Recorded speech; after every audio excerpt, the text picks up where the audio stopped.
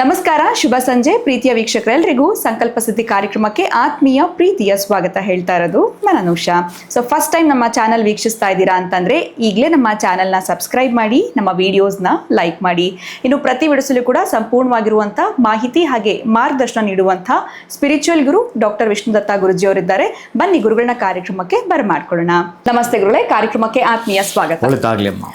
ಗುರುಗಳೇ, SLC results ಬಂದಿದೆ. So ಮೊದಲನೇದಾಗಿ ಯಾರೆಲ್ಲ SLC ರಿಸಲ್ಟ್ಸ್ ಬಂದಿದೆ ಅವರೆಲ್ಲರಿಗೂ ಕೂಡ congratulations and all the best ಹೇಳ್ತಾ, ಈ ರಿಸಲ್ಟ್ಸ್ ಪಾಸ್ ಆದರೆ ಸಾಕಂತ ಅನ್ಕೊಂಡಿರ್ತೀವಿ, but out of out, rank, ಆ ಸ್ಟೇಟ್ಗೆ ಫಸ್ಟು, ಇದೆಲ್ಲ ಬಂದಿರೋದು ನೋಡಿದ್ರೆ ಒಂದು ರೀತಿ ಖುಷಿ, ಹೆಮ್ಮೆಯ ವಿಚಾರ. ಸೊ ಬಾಲಕಿಯರು ಬಂದಿದ್ದಾರೆ, ಬಾಲಕರು ಬಂದಿದ್ದಾರೆ ಅಂತ ಹೇಳ್ಬೋದು. ಮೈಸೂರು ಆಗಿರ್ಬೋದು, ಬೆಳಗಾವಿ, ಬೆಂಗಳೂರು, ಎಲ್ಲ ರಾಜ್ಯದಲ್ಲೂ ಕೂಡ ಬಂದಿದ್ದಾರೆ. ಇದೊಂದು ರೀತಿ ಟರ್ನಿಂಗ್ ಪಾಯಿಂಟ್ ಗುರುಗಳೇ ಅವ್ರಿಗೆ. ಈಗ ಸೈನ್ಸ್ ತೊಗೊಳ್ಬೇಕಾ, ಕಾಮರ್ಸ್ ತೊಗೊಳ್ಬೇಕಾ, ಪೋಷಕರಿಗೆ ಒಂದು ಆಸೆ ಇರುತ್ತೆ, ಮಕ್ಕಳಿಗೆ ಒಂದು ಆಸೆ ಇರುತ್ತೆ. ಸೊ ಈ ಒಂದು ಹಂತದಲ್ಲಿ ಅವರ ಆಯ್ಕೆಗಳು ಯಾವ ರೀತಿ ಇರಬೇಕಾಗತ್ತೆ? ನಿಮ್ಮಿಂದ ಕಿವಿ ಮಾತು ಜೊತೆಗೆ ಶುಭಾಶಯಗಳು ಎರಡು ತಿಳಿಸ್ಕೊಡಿ. ಓಂ ವಿಶ್ವಸ್ಮೈ ನಮಃ. ಪ್ರೀತಿಯ ಬಂಧುಗಳೇ, ಮೊದಲಿಗೆ ಎಲ್ಲ ಕೂಡ ನಿಮ್ಮ ಜ್ಞಾನ ದಾಹವನ್ನು ವ್ಯಕ್ತಪಡಿಸಿದರೋ ಅಂತಹ ಎಲ್ಲ ಮಕ್ಕಳಿಗೂ ಕೂಡ ನಾನು ಶ್ರೀ ಮಹಾಗಣಪತಿಯ ಮಹಾಸರಸ್ವತಿಯ ಕೃಪೆ ನಿಮ್ಮೆಲ್ಲರಿಗೂ ಇರಲಿ ಅಂತ ಹೇಳ್ತಾ, ಪ್ರೀತಿಯ ಪುಟ್ಟ ಮಕ್ಕಳ ನಿಮ್ಮೆಲ್ಲರಿಗೂ ಕೂಡ ಕಂಗ್ರಾಟ್ಸ್. ನನಗೆ ಬಹಳ ಖುಷಿ ಆಗೋದು ಏನಂತಂದರೆ, ಅದೇ 600ಕ್ಕೆ ಎಷ್ಟು 625ಕ್ಕೆ 625 ತೊಗೊಂಡ್ರಲ್ಲ, ಎಲ್ಲಿ ಇವರು ಒಂದಾದರೂ ಬಿಟ್ಟಿದ್ದಾರಾ ಅಂತ. ಈ SSLCಯಲ್ಲಿ ಪಾಸಿಂಗ್ ಮಾರ್ಕ್ಸ್ ಬಹುಶಃ ಎಷ್ಟಿರ್ಬೋದಮ್ಮ ನಿಮ್ಮ ಪ್ರಕಾರ? ಅದೇ 35 ಸಬ್ಜೆಕ್ಟ್ ಅಲ್ಲಿ ಬರಬೇಕು. 35 ಇಂಟು 6 ಸಬ್ಜೆಕ್ಟಾ? ಎಷ್ಟು ಟೋಟಲ್ ಮಾರ್ಕ್ಸ್ ಲೆಕ್ಕ ತಗೊಂಡ್ರೆ? 210 ಆಗುತ್ತೆ. 210 215 ಅನ್ಕೊಳ್ಳೋಣ, 210. ಈಗ 625 ತಗೊಂಡಿದ್ದಾರಲ್ಲ, ಬಹುಶಃ 3 ಜನ ಪಾಸ್ ಆಗ್ಬೋದಾಗಿತ್ತು ಇದರಲ್ಲಿ. ಮಾರ್ಕ್ಸ್ಗೆ 3 ಜನ ಪಾಸ್ ಒಬ್ಬರೇ ತಗೊಂಡಿದ್ದಾರೆ. ಬಹಳ ಖುಷಿ ಆಗುತ್ತೆ, ಹೆಮ್ಮೆ ಆಗುತ್ತೆ, ಸಂತೋಷ ಆಗುತ್ತೆ. ಹಾಗೆಯೇ ಆ ಮಕ್ಕಳು ಅವರ ಶ್ರಮ ಕ್ರಮವಾಗಿ ತೆಗೆದುಕೊಂಡಿದ್ದಾರೆ. ಅವರ ಶ್ರಮವನ್ನು ಕ್ರಮದ ಬದ್ಧತೆಯ ಪ್ರಕಾರವಾಗಿ ಅವರು ವ್ಯಕ್ತಪಡಿಸಿರ್ತಕ್ಕಂಥ ಮಾರ್ಕ್ಸನ್ನು ಪಡೆದುಕೊಂಡಿದ್ದೀರ ಪ್ರೀತಿಯ ಪುಟಾಣಿಗಳ. ಬಹಳ ಖುಷಿ ಆಗುತ್ತೆ, ಸಂತೋಷವಾಗುತ್ತೆ. ನಿಮ್ಮೆಲ್ಲರಿಗೂ ಕೂಡ ಆ ಒಂದು ವಿದ್ಯಾಧಿದೇವತೆ ಮತ್ತಷ್ಟು ಎತ್ತರಕ್ಕೆ ಕೊಂಡೊಯ್ಯತಕ್ಕಂತಹ ಶಕ್ತಿಯನ್ನು, ದಿಶಕ್ತಿಯನ್ನು, ಬುದ್ಧಿಮತ್ತೆಯನ್ನು ಕೊಡಲಿ. ಇನ್ನು ತಂದೆ ತಾಯಿಗಳು ಮತ್ತು ಮಕ್ಕಳೇನೋ ಮಾಡಬೇಕು ಅಂತಿರ್ತಾರೆ. ಇನ್ನು ತಂದೆ ತಾಯಿಗಳ ಒತ್ತಡ ಏನೋ ಏರ್ತಾರೆ. ಇಲ್ಲ ಇದು ತಗೋ, ಅದು ತಗೋ ಅಂತ, ಸೈನ್ಸ್ ತಗೋ ಅಂತ ಹೇಳೋದು. ಮಕ್ಕಳದಿನ್ನೇನೋ ಆಸೆ ಇರುತ್ತೆ, ಅದಕ್ಕೆ ನೀವು ಬಿಡದೇ ಇರೋದು. ಈ ಕಿತ್ತಾಟನೇ ಬಹಳ ಮನೆಗಳಲ್ಲಿ ಇರುತ್ತೆ. ಪ್ರೀತಿಯ ಬಂಧುಗಳೇ, ನಿಮಗೆಲ್ರಿಗೂ ಒಂದು ಕಿವಿ ಮಾತು ನಾನು ಏನು ಹೇಳ್ತೀನಿ ಅಂತಂದರೆ, ಚೆನ್ನಾಗಿ ಜ್ಞಾಪಕ ಇಟ್ಕೊಳ್ಳಿ. ಈಗ ನೋಡಿ, ನಾವು ಯಾವುದಾದ್ರೂ ಒಂದು ಸೀಡ್ ಕೆಳಗಡೆ ಹಾಕಿದ್ರೆ ಅದೇ ಗಿಡ ಬರುತ್ತೆ, ಅದರದ್ದೇ ಹೂ ಬಿಡುತ್ತೆ, ಅದರದ್ದೇ ಹಣ್ಣು ಬರುತ್ತೆ. ನಾವು ಯಾವ ಬೀಜವನ್ನು ನೆಲಕ್ಕೆ ಹಾಕ್ತೀವೋ ಅದೇ ಗಿಡ ಮರ ನಮಗೆ ಸಿಗುವಂಥದ್ದು ಸರ್ವೇ ಸಾಮಾನ್ಯ ನಮ್ಗೆ ಗೊತ್ತಿದೆ. ಏನೋ ಹೇಳ್ತಾರಲ್ಲ, ಹಾಗೆ ಬೀಜ ಒಂದು ಹಾಕಿದ್ರೆ ಮೊಳಕೆ ಒಂದು ಬರುತ್ತಾ ಅಂತ. ಬೀಜ ಏನು ಹಾಕಿದ್ರೆ ಅದೇ ಬರೋದು. ಆದರೆ ವಿದ್ಯೆಯಲ್ಲಿ ಸ್ವಲ್ಪ ಡಿಫರೆಂಟ್ ಇದೆ ಪ್ರೀತಿಯ ಬಂಧುಗಳೇ. ನಾವು ಯಾವುದು ತೊಗೊಳ್ತೀವೋ, ಯಾವುದು ಓದಬೇಕು ಅಂತಿರ್ತೀವೋ, ಯಾವುದನ್ನು ತೆಗೆದುಕೊಳ್ತೀವೋ ಅದಕ್ಕೆ ಸಂಬಂಧಪಟ್ಟ ಕೆಲಸವೇ ಸಿಗೋದಿಲ್ಲ ನಮಗೆ. ಈಗ ಅದೇ ತೆಗೆದುಕೊಂಡ ಮೇಲೆ ಅದಕ್ಕೆ ಎಲ್ಲ ಕಡೆ ವ್ಯಾಲ್ಯೂ ಇದೆ ಅಂದಮೇಲೆ ಆ ಕೆಲಸನೇ ಸಿಗೋದಿಲ್ಲ. ಅದಕ್ಕೆ ಒತ್ತಡವನ್ನು ಮಕ್ಕಳ ಮೇಲೆ ಯಾವುದೇ ಕಾರಣಕ್ಕೂ ಹೇರಬೇಡಿ ಪ್ರೀತಿಯ ಬಂಧುಗಳೇ. ಜೊತೆಗೆ ಇನ್ನಷ್ಟು ಸ್ವಲ್ಪ ರ್ಯಾಂಕಿಂಗ್ ಕಡಿಮೆ ಇರುವಂಥವರು ಇವರೆಲ್ಲರೂ ಕೂಡ ತುಂಬ ವ್ಯಥೆ ಪಡೋದಾಗಲಿ ಮಾಡಬೇಡಿ. ಅಂದರೆ ಯಾರ್ಯಾರು ಏನು ಪಡೆದುಕೊಂಡು ಬಂದಿದ್ದಾರೋ ಅದು ಅವರ ಭಾಗ್ಯಗಳಾಗಿರುತ್ತೆ, ಅವರ ಶ್ರಮ ಆಗಿರುತ್ತೆ, ಪರಿಶ್ರಮ ಆಗಿರುತ್ತೆ ಪ್ರೀತಿ ಬಂಧುಗಳು. ಯಾರಾದರೂ ನಿಮ್ಮ ಮಿತ್ರರು, ನಿಮ್ಮ ಫ್ರೆಂಡ್ಸು ಆ ತರಹದ ಮಾರ್ಕ್ಸ್ ತೆಗೆದುಕೊಂಡಿದ್ದರೆ ಖುಷಿ ಪಡಿ, ಸಂತೋಷ ಪಡಿ, ಅವರನ್ನು ಅಪ್ಪಿಕೊಳ್ಳಿ, ಅವರು ಓದಿದ್ದನ್ನು ಒಪ್ಪಿಕೊಳ್ಳಿ. ಹಾಗೆಯೇ ಇನ್ನು ಯಾರಾದರೂ ಹಿನ್ನಡೆ ಸಾಧಿಸಿದ್ದರೆ, ಆಕಸ್ಮಿಕ ಫೇಲ್ ಆಗಿದ್ದರೆ ದಯವಿಟ್ಟು ನೀವು ಯಾವುದೇ ಕಾರಣಕ್ಕೂ ಕುಗ್ಗಬೇಡಿ. ಯಾಕೆಂದರೆ ಇಲ್ಲೊಂದು ದೊಡ್ಡ ಕಿವಿ ಮಾತಿದೆ, ಅದು ನಾನು ಹೇಳಿದ್ರೆ ನೀವು ಬೇರೆ ರೀತಿಯಲ್ಲಿ ಅರ್ಥ ಮಾಡ್ಕೊಂಡು ಬಿಡ್ತೀರಿ. ಸಾಧನೆ ಮಾಡಿದ್ದಾರಲ್ಲ, ಬಹಳಷ್ಟು ಜನ ಸಾಧನೆ ಮಾಡಿರೋರು ಯಾರು ಫೇಲ್ ಆಗ್ತಾರೋ 10 ಸಲ ಅವ್ರು ಯೋಚನೆ ಮಾಡ್ತಾರೆ, ನಾನು ಫೇಲ್ ಆಗಲಿಕ್ಕೆ ಕಾರಣ ಏನು ಅಂತ ಹೇಳಿ. ಈ ಒಂದು ಸ್ಟಡೀಸಲ್ಲಿ ನೀವು ಎಷ್ಟರ ಮಟ್ಟಿಗೆ ಪಾಸ್ ಆಗ್ತಾ ರ್ಯಾಂಕ್ ತೆಗೆದುಕೊಳ್ತಾ ಮುನ್ನುಗ್ಗುತ್ತೀರೋ ಅಷ್ಟೇ ಚೆನ್ನಾಗಿ ನಿಮ್ಮ ಜೀವನದ ಆಕಾಂಕ್ಷೆಗಳು ಇರಲಿ ಅಂತ ನಾನು ಹಾರೈಸ್ತೇನೆ. ಪ್ರೀತಿಯ ಬಂಧುಗಳಲ್ಲಿ ಫೇಲ್ ಆಗಿರೋರಿಗೆ ನನ್ನ ಕಿವಿ ಮಾತು ಏನಂತಂದರೆ, ನೀವು ಯಾವುದೇ ಕಾರಣಕ್ಕೂ ಡಿಪ್ರೆಷನ್ಗೆ ಹೋಗುವಂಥದ್ದು ಅಥವಾ ಪ್ರಾಣಕ್ಕೆ ಹಾನಿ ಆಗ್ತಕ್ಕಂಥದ್ದನ್ನು ಯಾವುದನ್ನೂ ಮಾಡಬೇಡಿ. ಅಂತಹ ತಂದೆ ತಾಯಿಗಳು ಮಕ್ಕಳನ್ನು ಎಲ್ಲೋ ಅಂದ್ಕೊಂಡು, ಅವ್ರು ಚೆನ್ನಾಗಿ ಓದಿದ್ರು, ಆ ಮಗು ಚೆನ್ನಾಗಿ ಓದ್ತು, ನಮ್ಮ ಸಂಬಂಧಿಕರು ಮಗಳು ಚೆನ್ನಾಗಿ ಓದಿದ್ಲು ಅಂತ ಹೇಳಿ ನಿಮ್ಮ ಮಕ್ಕಳನ್ನು ಅವರಿಗೆಲ್ಲೋ ಒಂದು ಕಡೆ ಹೋಲಿಕೆ ಮಾಡೋದನ್ನು ದಯವಿಟ್ಟು ಬಿಟ್ಟುಬಿಡಿ. ಅಂತ ಕಂಪ್ಯಾರಿಸನ್ ಯಾವುದೇ ಕಾರಣಕ್ಕೂ ಮಾಡಬೇಡಿ. ಯಾಕಂದರೆ ಇವರ ಜ್ಞಾನಕ್ಕೂ ಅವರ ಜ್ಞಾನಕ್ಕೂ ಲಾಟ್ ಆಫ್ ಡಿಫರೆನ್ಸ್ ಇದೆ.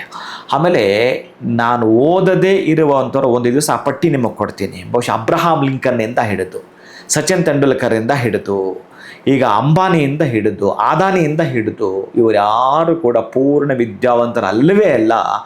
ಜೀವನದಲ್ಲಿ ಯಶಸ್ಸನ್ನು ಗಳಿಸಬೇಕಾದ್ರೆ ಇಲ್ಲಿ ನಮಗೆ ಐಡಿಯಾಲಜಿ ಬೇಕು. ಅಂಥ ಐಡಿಯಾಲಜಿ ಯಾರಿಗೆ ಬರ್ತಾ ಅಂತಂದರೆ ಬಹಳಷ್ಟು ಮಲ್ಟಿ ಟ್ಯಾಲೆಂಟ್ ಇರೋರು ಒಂದೊಂದ್ಸಲ ಈ ಮಾರ್ಕ್ಸಲ್ಲಿ ಸೋತು ಬಿಡ್ತಾರೆ. ಆ ಮಾರ್ಕ್ಸ್ ತೆಗೆದುಕೊಳ್ಳೋದ್ರಲ್ಲಿ ವಿಫಲರಾಗ್ಬಿಡ್ತಾರೆ.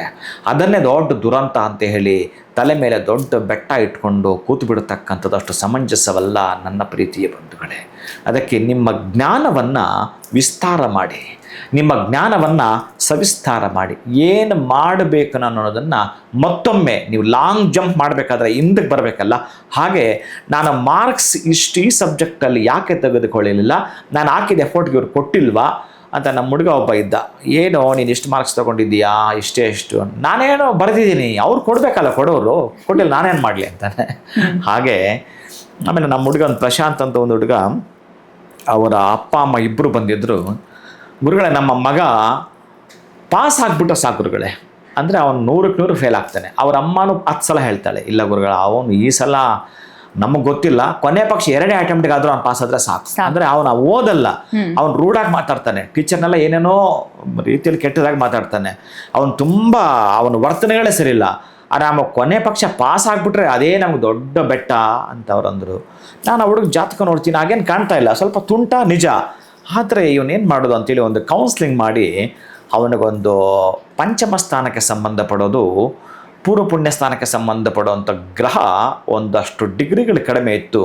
ಅದಕ್ಕೆ ಸಂಬಂಧಪಟ್ಟದೊಂದು ಎಮರಾಲ್ಡ್ ಪೆಂಡೆಂಟನ್ನು ನಾನು ಅಭಿಮಂತ್ರಿತ ಮಾಡಿ ಆ ಹುಡುಗನಿಗೆ ಕೊಟ್ಟೆ. ನೆನ್ನೆ ಆ ಹುಡುಗ ಬಹುಶಃ ನನಗೆ ಅವರ ತಂದೆ ಅವನ ಮಾರ್ಕ್ಸ್ ಶೀಟನ್ನು ಕಳಿಸಿದ್ರು, ನೋಡಿದೆ.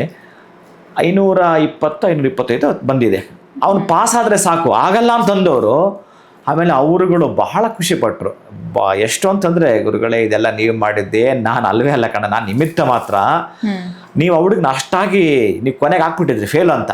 ಹಾಗೆ ಯಾವುದೇ ಕಾರಣಕ್ಕೂ ಮಕ್ಕಳನ್ನು ನೀವು ಹೀಯಾಳಿಸಿ ಮಾತನಾಡೋದಾಗಲಿ, ಅಥವಾ ನಿನಗೆ ಯೋಗ್ಯತೆ ಇಲ್ಲ ಬಿಡು, ನಿನ್ನ ಕೈಯಲ್ಲಿ ಆಗಲ್ಲ ಬಿಡು ಅಂತ ಅನ್ನೋದು ಯಾವುದೇ ಕಾರಣಕ್ಕೂ ಆ ತರಹದ ಆ ಹಿನ್ನಡೆಯ ಮಾತುಗಳಿದಾವಲ್ಲ, ಒಂದು ರೀತಿಯ ಚುಚ್ಚು ಮಾತುಗಳು, ಅದಕ್ಕಿಂತ ಚುಚ್ಚೋದೇ ವಾಸೆ. ನೀವು ಹಾಗೆ ಮಾಡಲೇಬೇಡಿ ಯಾವುದೇ ಕಾರಣಕ್ಕೂ ಮಕ್ಕಳಿಗೆ. ಹಾಗಾಗಿ ನಾಪಾಸ್ ಆಗಿರ್ತಕ್ಕಂಥ ತುಂಬಾ ಜನ ವಿದ್ಯಾರ್ಥಿಗಳು ಗುರುಗಳೇ ಚೆನ್ನಾಗಿ ಓದ್ಕೊಂಡಿರ್ತಾರೆ, ಟೈಮ್ ಎಲ್ಲ ಕೊಟ್ಟಿರ್ತಾರೆ, ಎಫರ್ಟ್ ಹಾಕಿರ್ತಾರೆ, ಇನ್ನು ಎಕ್ಸಾಮ್ ಬರೆಯೋದೊಂದೇ ಬಾಕಿ. ಬಟ್ ಆ ಎಕ್ಸಾಮಿನೇಷನ್ ಹಾಲ್ಗೆ ಹೋಗಿದ ತಕ್ಷಣ ಒಂದು ರೀತಿ ಪ್ಯಾನಿಕ್ ಆಗೋದು, ಭಯ ಬರೋದು, ಅಥವಾ ಮರ್ತು ಹೋದಂಗೆ ಆಗೋದು, ಕ್ವಶನ್ ಪೇಪರ್ ನೋಡಿದ ತಕ್ಷಣ ಈ ಥರ ಎಲ್ಲ ಕೂಡ ಆಗುತ್ತೆ. ಸೊ ಅಂಥ ವಿದ್ಯಾರ್ಥಿಗಳು ಇನ್ನು ಮುಂದೆ ಆದರೂ ಯಶಸ್ಸು ಕಾಣಬೇಕಂದ್ರೆ ಅವ್ರು ಏನಾದರೂ ಮಾಡ್ಕೊಳ್ಬೇಕಾಗತ್ತೆ ರೆಮಿಡಿ ಗುರುಗಳು? ಅದೇ ಕೆಲವರಿಗೆ ಇದು ಬೇಕಾಗತ್ತೆ. ಬೈ ಬರ್ತು ಕೆಲವರು ಪಡೆದುಕೊಂಡು ಬಂದಿರ್ತಾರೆ. ಜಾತಕ 100ಕ್ಕೆ 100 ವಿದ್ಯೆಗೆ ಬಹಳಷ್ಟು ಮಾತನಾಡುತ್ತೆ. ಆಮೇಲೆ ಅವ್ರ ಕೆರಿಯರನ್ನು ಹೇಗೆ ರೂಪಿಸ್ಕೋಬೇಕು ಎಲ್ಲವೂ ಕೂಡ ಇದ್ದೇ ಇರುತ್ತೆ. ಈಗ ನೀವು ಹೇಳಿದ್ದು ಯಾರಾದರೂ ಈ ರೀತಿ ಮರೆತು ಬಿಟ್ರೆ, ಈ ಎಲ್ಲಿಂದ ಎಲ್ಲಿಗೆ ಈ ಸ್ಟೂಡೆಂಟ್ಸಿಗೆ ಬಿಟ್ಟುಬಿಡಿ. ನಾನು ಹೇಳ್ತಾ ಇರೋದು 60 ವರ್ಷ ಆದವರು ಅರಳೋ ಮರಳೋ ಅಂತಾರಲ್ಲ, ಅಂಥವ್ರಿಗೂ ಕೂಡ ಮರುವಂತಕ್ಕಂಥ ಕಾಯಿಲೆ ವಾಸಿಯಾಗಿ ಶೀಘ್ರವಾಗಿ ಜ್ಞಾಪಕ ಬರೋವಂಥದ್ದು. ಅಂಥವ್ರಿಗೆ ಅಷ್ಟು ಬೇಗ ಜ್ಞಾಪಕ ಬರುತ್ತೆ ಅಂದರೆ, ಇನ್ನು ಈ ಮಕ್ಕಳಿಗೆ ಎಷ್ಟು ಬೇಗ ಬರುತ್ತೆ ಅಂತಂದರೆ, ಈ ಪುನರ್ನವ ಅನ್ನೋ ಒಂದು ಸೊಪ್ಪಿದೆ. ಆ ಪುನರ್ನವ ಅನ್ನುವ ಬೆಟ್ಟ ಗುಡ್ಡಗಾಡುಗಳಿಂದ ತುಂಬ ಚೆನ್ನಾಗಿ ಸಿಗುತ್ತೆ. ಅದು ಪುನರ್ನವ ಅಂತ ನೀವು ಹೋಗಿ ಗೂಗಲ್ ಕೊಡಿರಿ, ಬರುತ್ತವೆ. ಆ ಪುನರ್ನವ ಅಂತಕ್ಕಂತಹ ಎಲೆ ಸೊಪ್ಪಿದೆಯಲ್ಲ, ಎಲ್ಲರೂ ತೆಗೆದುಕೊಳ್ಬೋದು. ಅದನ್ನು ಆ ಪುನರ್ನವ ಅನ್ನುವ ಸೊಪ್ಪನ್ನು ಮಕ್ಕಳಿಗೆ ನೀವು ಪಲ್ಯ ಮಾಡಿ ಕೊಡ್ತೀರೋ, ಸಾಂಬಾರು ಮಾಡಿಕೊಡ್ತೀರೋ, ಅಥವಾ ಒಂದೆಲಗ ಕೂಡ ಕೊಡ್ಬೋದು. ಪುನರ್ನವ ಅಂತೂ ಮಕ್ಕಳಿಗೆ ಬಹಳಷ್ಟು ಬುದ್ಧಿಮತ್ತೆಯನ್ನು ಕೊಡೋದ್ರ ಜೊತೆಗೆ ಆಮೇಲೆ ಹೃದಯ ಸಂಬಂಧಿ ಕಾಯಿಲೆಗಳು, ನರಕ್ಕೆ ಸಂಬಂಧಪಟ್ಟ ಕಾಯಿಲೆಗಳು, ಪ್ಯಾನಿಕ್ ಆಗುವಂಥದ್ದು, ಭಯ ಪಡೋದು, ಇವೆಲ್ಲವೂ ಕೂಡ ಶೀಘ್ರವಾಗಿ ನೀವು ಒಂದು ಸಲ ಮಾಡಿಕೊಟ್ರೆ ಆ ಮಕ್ಕಳಿಗೆ ಆ ಭಯ ಆತಂಕ ಹೋಗ್ಬಿಡುತ್ತೆ, ಶೀಘ್ರವಾಗಿ ಜ್ಞಾಪಕ ಶಕ್ತಿ ಬರುತ್ತೆ. ಅಂತಹ ಸೊಪ್ಪನ್ನು ಆಗಾಗ ಮನೆಯಲ್ಲಿ ಬಳಸುವಂಥದ್ದನ್ನು ಮಾಡಿ. ಸುಮ್ಮನೆ ಯಾವಾಗಲೂ ನೀವೇನೋ ಕೆಲಸದ ದಾಹ ಇರುತ್ತೆ, ಹೋಗೋದು ಮಕ್ಕಳಿಗೆ ಯಾವುದೋ ಒಂದು ಪಿಜ್ಜಾ ಬರ್ಗರ್ ಆರ್ಡರ್ ಮಾಡ್ಬಿಡೋದು ಹೋಗೋಗ್ಬಿಡೋದಾದರೆ ಪಾಪ ಏನು ಮಾಡಬೇಕು ಅವರು? ಅದಕ್ಕಾಗಿ ಸಾಧ್ಯ ಆದಷ್ಟು ಮಕ್ಕಳಿಗೆ ಆಹಾರದಲ್ಲಿ ಸ್ವಲ್ಪ ಚೆನ್ನಾಗಿರ್ತಕ್ಕಂಥ ಆರ್ಗ್ಯಾನಿಕ್ ಸಂಬಂಧಪಟ್ಟ ಫುಡ್ಡನ್ನು ಮಕ್ಕಳಿಗೆ ಕೊಡೋದು ಮುಖಾಂತರ ಈ ಪುನರ್ನವ ಕೊಡೋದು. ಹಾಗೆಯೇ ಮಕ್ಕಳಿಗೆ ಒಂದಷ್ಟು ಸಂಸ್ಕೃತಿಯ ಸಂಸ್ಕಾರವನ್ನು ಹುಣ್ಣು ಬೆಳೆಸಿದರೆ ವಿದ್ಯೆಯ ಜೊತೆಗೆ ಅದೊಂದು ರೀತಿಯ ಏನು ಹೇಳಬೇಕು 24 ಕ್ಯಾರೆಟು ಗೋಲ್ಡ್ಗೆ ಸಂಬಂಧಪಟ್ಟಾಗಿರುತ್ತೆ. ಇನ್ನು ಮಕ್ಕಳಲ್ಲಿ ವಿನಯ ವಿವೇಕ ಸಂಪನ್ನವಾಗಿರುತ್ತೆ. ಅಂತಹ ಮಕ್ಕಳಿಗೆ ದಯವಿಟ್ಟು ನೀವೆಲ್ಲರೂ ಅವಕಾಶ ಮಾಡಿಕೊಡಿ. ಯಾರು ಬಂದಿದ್ದಾರೆ ತಾಯಿ ಪೇಪರ್ ಈಗ ನೀವು ಓದ್ರ ಪ್ರಕಾರ ಪೂರ್ಣಾಂಕದ ಸಾಧಕರು 625 ಮಕ್ಕಳಿಗೆ ಇಲ್ಲಿಂದ ನಾವು ವಿಶ್ ಮಾಡೋಣ. ಚಿಕ್ಕಮಗಳೂರು ವಿದ್ಯಾರ್ಥಿಗಳ ಪಾಸ್ ಸರ್ಕಾರಿ ಶಾಲೆಗಳಲ್ಲಿ ಭರ್ಜರಿ ಸಾಧನೆ ಅಂತ ನೋಡಿ. ಇದು ಸರ್ಕಾರಿ ಶಾಲೆಗಳನ್ನ ಎಷ್ಟೋ ಶಾಲೆಗಳು ಮುಚ್ಚಿಬಿಟ್ಟಿದ್ದಾರೆ. ಆಮೇಲೆ ನಾನು ಯಾವುದೋ ಒಂದು ಸ್ಕೂಲ್ದು ಕೇಳಿ ಒಂದು ಅರ್ಧ ತಾಸು ನಕ್ಕಿರ್ತೀನಿ. ನಾನು ಮಕ್ಕಳಿರೋದು ಸರ್ಕಾರಿ ಶಾಲೆಗೆ ಮಕ್ಕಳಿರೋದು 4 ಜನ, ಟೀಚರು 6 ಜನ ಆ ಸ್ಕೂಲ್ಗೆ. ಅರೆ ಹೆಂಗಪ್ಪ ಇದು ಉಲ್ಟಾ ಆಯ್ತಲ್ಲ, ಎಲ್ಲಿಂದ ಎಲ್ಲಿಗೆ ಬಂದ್ಬಿಡ್ತಿದ್ದು ಅಂತ ನೋಡಿ. ಸರ್ಕಾರಿ ಮಕ್ಕಳು ಸಾಧನೆ ಅಲ್ಲ, ಇದರದ್ದು ಬಹಳ ದುರಂತ ಬಿಡಿ. ಯಾವತ್ತಾದ್ರೂ ಒಂದಿನ ಸರ್ಕಾರಿಗಳು ಪ್ಲಸ್ ಈಗಿನ ಮಾಡ್ತಾ ಇರ್ತಕ್ಕಂಥದ್ದು ಪ್ರೈವೇಟ್ ಇದೆಲ್ಲ ಮಾತಾಡಬೇಕಾಗತ್ತೆ. ಪ್ರಾರ್ಥನಾ ನಾಗಪ್ಪ ಬಿರಾದಾರ್ ಪಾಟೀಲ್ ಸರ್ಕಾರಿ ಪ್ರೌಢಶಾಲೆ ಕಟಗೇರಿ ಬೆಳಗಾವಿ, ಸೌಜನ್ಯ ಬಸವರಾಜ್ ಕಂದಕೂರು ಆಕ್ಸ್ಫರ್ಡ್ ಆಂಗ್ಲ ಮಾಧ್ಯಮ ಪ್ರೌಢಶಾಲೆ Nagarabetta Muddebihal Vijayapura, Brinda M Tapse Saint Mary high school Chikkamagaluru, Dhanush Sudhir Mysuru Poornaprajna education centre Sadashivanagar Bengaluru.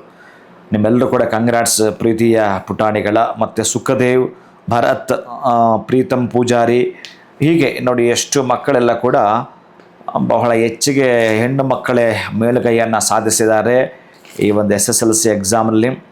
ಪ್ರೀತಿಯ ಪುಟಾಣಿಗಳು ನಿಮಗೆಲ್ಲರೂ ಕೂಡ ಇನ್ನಷ್ಟು ವಿದ್ಯೆಯನ್ನು ಬುದ್ಧಿಯನ್ನು ಜ್ಞಾನವನ್ನು ವಿಜ್ಞಾನವನ್ನು ಆ ಒಂದು ಭಗವನ್ನಿಯಾಮಕ ದಯಪಾಲಿಸಲಿ ಅಂತ ಹೇಳುತ್ತಾ ನಾನು ಶುಭ ಹಾರೈಸ್ತೇನೆ.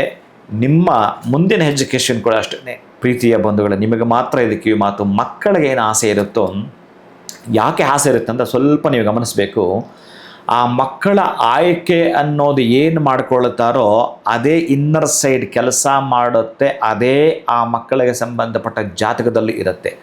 ಅಕಸ್ಮಾತ್ ಎಲ್ಲೋ ಒಂದು ಕಡೆ ಅವರಿಗೆ ಡಿಸಿಷನ್ ತೊಗೊಳಕ್ಕೆ ಆಗ್ತಾ ಇಲ್ಲ ಅಂತಂದರೆ, ಆಯಿತು ನೀವು ಹೇಳಿದ್ದನ್ನೇ ತೊಗೊಳ್ತೇನೆ ಅಂತಂದರೆ ಮಾತ್ರ ನೀವು ಸಜೆಸ್ಟ್ ಮಾಡಿ. ನೀವು ಪೊಟ್ಟು ಹಿಡಿದು ಬಿಡೋದು ಮಕ್ಕಳಿಗೆ ಮತ್ತೊಂದೊಂದು ಯಾವುದೋ ಬೇಕಾಗತ್ತೆ, ಅದನ್ನ ನೀವು ಅಲ್ಲಗಳೆಯೋದು ಅಷ್ಟು ಸಮಂಜಸವಲ್ಲ. ಯಾಕೆ ಒಂದು ಸೊಲ್ಯೂಷನ್ ಅಂದ್ರೆ ಗುರುಗಳೇ, ಅವ್ರ ಜಾತಕ ನೋಡಿದಾಗ ಅದೇನು ಹೇಳುತ್ತೆ ಅದು ಸಿಗುತ್ತೆ. ಪಾಪ ಎಲ್ರದ್ದು ಜಾತಕ ನಾನು ನೋಡೋಕ್ಕಾಗಲ್ವಲ್ಲ, ಅದಕ್ಕಾಗಿ ನೋಡಿ ಅದನ್ನ ತೆಗೆದುಕೊಂಡ್ರೆ ಈಗ SSLC ಮಕ್ಕಳಿಗೆ ಅವರ ರ್ಯಾಂಕ್ ಮೇಲೆ ಆಧಾರ ಪಟ್ಟಿರುತ್ತೆ. ಒಂದನೇದು. ಎರಡನೇದು ಆ ಮಕ್ಕಳ ಜಾತಕ ಕೊಂಡ್ಲಿ.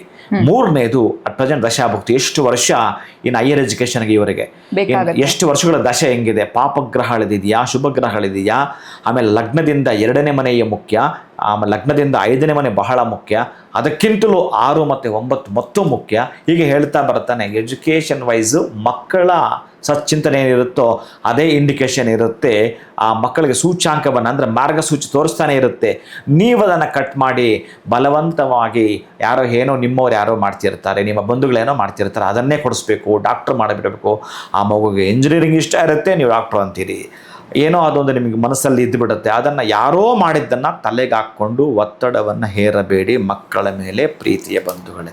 ಅವರೇ ಆಲೋಚನೆಗೆ ಮಾಡ್ತಾ ಇದ್ದಾರೆ, ನಮಗೆ ಈಸಿ ಆಗುತ್ತೆ, ನನಗೆ ಈಸಿ ವೇ ಆಗುತ್ತೆ, ಡಾಕ್ಟರ್ ಕಷ್ಟ ಆಗುತ್ತೆ ಅಂತ ಅವ್ರು ಹೇಳ್ತಿದ್ದಾರೆ ಅಂತಂದರೆ, ಜಾತಕ ರೀತಿಯ ಗ್ರಹಗಳು ಅವರಿಗೆ ಅವರ ಒಂದು ದಾರಿಯನ್ನು ಮಾರ್ಗಸೂಚಿಯನ್ನು ಪಥವನ್ನು ತೋರಿಸ್ತಾ ಇದೆ. ಆ ಮಗುನ ಹೋಗಕ್ಕೆ ಬಿಟ್ಬಿಡಬೇಕು. ಅದರ ಜೊತೆಗೆ ಇನ್ನೂ ಮಲ್ಟಿ ಟ್ಯಾಲೆಂಟ್ ಇದ್ದರೆ, ಮಲ್ಟಿ ಟಾಸ್ಕ್ನ ಎದುರಿಸೋ ಶಕ್ತಿ ಕೂಡ ಅವ್ರಿಗೆ ಕೊಡ್ತಾನೆ. ಅದಂತ ದಶಾಭಕ್ತಿಯಲ್ಲಿ ಮಾತಾಡ್ತಾ ಬರುತ್ತೆ. ಅದಕ್ಕಾಗಿ ಮಕ್ಕಳಿಗೆ ನೀವು ಏನು ಕೊಡಬೇಕು ಅಂತಂದರೆ ಪ್ರೀತಿಯನ್ನು ಕೊಡಿ, ವಾತ್ಸಲ್ಯವನ್ನು, ಆ ಮಕ್ಕಳಿಗೆ ಸಾಧ್ಯವಾದರೆ ವಿನಯವನ್ನು ಕಲಿಸುವಂಥದ್ದು, ಸಂಸ್ಕಾರವನ್ನು ಕೊಡುವಂಥದ್ದನ್ನು ಮಾತ್ರ ಮಾಡ್ತಾ ಬನ್ನಿ. ಹಾಗೆಯೇ ಆ ಮಕ್ಕಳ ಜೊತೆಗೆ ಇನ್ಯಾರಾದರೂ ಕೂಡ ಫೇಲ್ ಆಗಿದ್ದರೆ ಅವರನ್ನು ನೀವು ಒಂದು ರೀತಿಯಾಗಿ ಛೇಡಿಸೋ ಮಾತುಗಳಾಡೋದು ಯಾವುದೇ ಕಾರಣಕ್ಕೆ ನಿಮ್ಮ ಮಿತ್ರರಾಗಿದ್ದರೂ ಕೂಡ ದಯವಿಟ್ಟು ಹಾಗೆ ಮಾಡಬೇಡಿ. ಮತ್ತು ಅವರಿಗೆ ಸಾಂತ್ವನ ಹೇಳಿ ಇನ್ನೊಂದು ಸಲ ಮಾಡ್ಕೋಪ್ಪ ಅಂತೇಳಿ ಖುಷಿಯ ಮಾತುಗಳನ್ನಾಡಿ ಅಂತ ಪ್ರೀತಿಯ ಬಂಧುಗಳೇ, ಅಂತಹ ಮಕ್ಕಳಿಗೆ ನಾನು ಶುಭವನ್ನು ಹಾರೈಸ್ತೇನೆ. ಉತ್ತಮವಾಗಿರುವಂಥ ವಿಚಾರವನ್ನು ವಿದ್ಯಾರ್ಥಿಗಳಿಗೆ ಜೊತೆಗೆ ಪೋಷಕರಿಗೆ ಇಬ್ರಿಗೂ ತಿಳಿಸ್ಕೊಟ್ಟಿದ್ದೀರಾ. ಕಂಪೇರ್ ಮಾಡುವಂಥದ್ದು ಮೊದಲಿಗೆ ಬೇಡ, ಅಥವಾ ಕಡಿಮೆ ಮಾರ್ಕ್ಸ್ ತೊಗೊಂಡಿದ್ದಾರೆ ಅಂತಲೂ ಕೂಡ ಬೇಜಾರು ಪಟ್ಕೊಳ್ಳೋದು ಬೇಡ. ಮುಂದೆ ಲೈಫ್ ಇನ್ನೂ ಸಾಕಷ್ಟಿದೆ.